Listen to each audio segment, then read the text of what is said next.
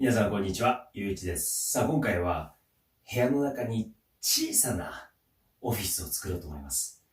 どこにあるかというと、ここです。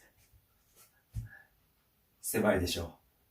さあ、やってみましょう。Pas de soleil, pas de soleil, pas de soleil, pas de soleil, pas de soleil, pas de soleil,